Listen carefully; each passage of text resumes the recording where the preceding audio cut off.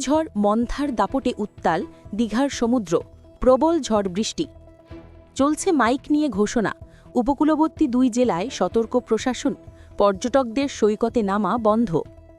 ভারতের অন্ধ্রপ্রদেশ রাজ্যে আছাড়ে পড়া প্রবল ঘূর্ণিঝড় মন্থা দুর্বল হয়ে গেছে। প্রবল ঘূর্ণিঝড় থেকে প্রথমে ঘূর্ণিঝড় এবং আজ বুধবার সকাল 9টার দিকে গভীর নিম্নচাপে পরিণত হয়েছে। আজ বিকেলের মধ্যেই এটি নিম্নচাপে পরিণত হতে পারে। এর প্রভাবে বাংলাদেশে যতটা বৃষ্টি হবে বলে মনে করা হয়েছিল তা নাও হতে পারে।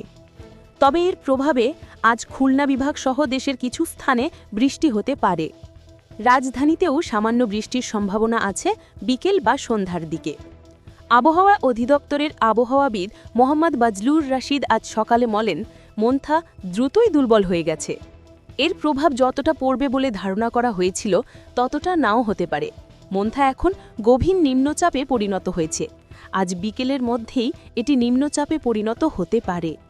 ঘূর্ণিঝড় বা এখনকার গভীর নিম্নচাপের প্রভাব বাংলাদেশের উপকূলে তেমন পড়বে না। বিশেষ করে খুলনা বিভাগে আজ বৃষ্টি হতে পারে। রাজশাহী ও রংপুর বিভাগে কিছু স্থানেও বৃষ্টির সম্ভাবনা আছে।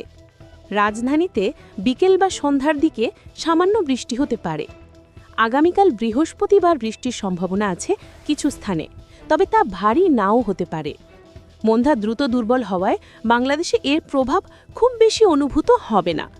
ঘূর্ণিঝড় মন্থার কারণে চট্টগ্রাম, কক্সবাজার, মোংলা ও পায়রা সমুদ্র বন্দরগুলিকে দেওয়া সংকেত নামিয়ে ফেলতে বলা হয়েছে।